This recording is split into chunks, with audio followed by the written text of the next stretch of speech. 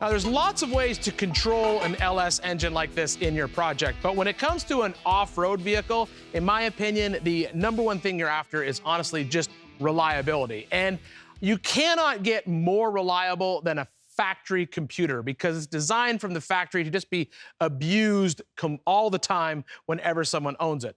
But the hard part is getting a factory computer to work in a custom hot rod application like this. The best way to do that is with a Hotwire Auto harness and computer package. I have one of their harnesses probably in 4 or 5 of my rigs, and I absolutely love them. They're always easy to install, they start every time, and they basically run like the motor is sitting underneath the hood of a stock vehicle, even though it's in either a Jeep or a rock buggy, or in this case, an FJ45.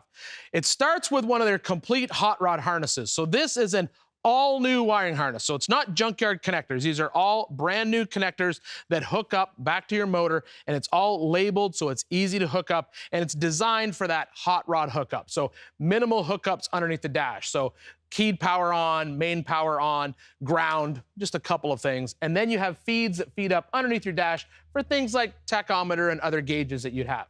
You get a new fuse box that goes inside the car as well as the computer, and it's all fed through a firewall grommet that keeps the weather out.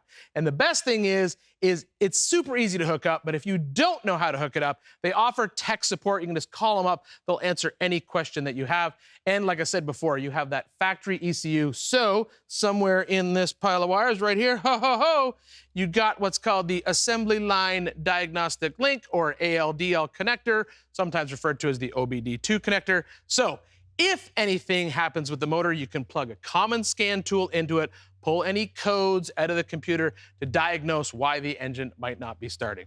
That's the best of both worlds. You get the reliability of the OE plus the hot rod style from this harness. Gonna make that engine run right underneath there. So I'm gonna drill a great big hole in the firewall. There.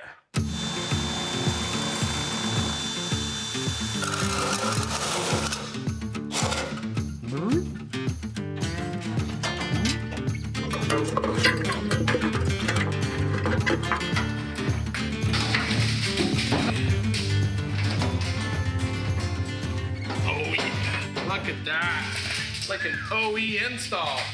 Once the harness is routed inside, my plan is to keep the fuse block up inside the glove box. I'll mount the computer up underneath the glove box so it's pointing down. I'll have to route those wires through the glove box. Then you have 2 harnesses that come over to the driver's side. You have your OBD2 port or ALDL connector. I usually connect that underneath the dash. And then you have your connection for your drive-by-wire throttle pedal, because this engine does not have a cable connecting the throttle pedal up to the throttle body. It's all electronic. So what Hotwire does, they turn off the displacement on demand programming inside the computer. That way the lifters always stay fully charged with oil and they won't turn in their bores and wipe out the cam. Gives me lots of power in the engine, prevents that common failure.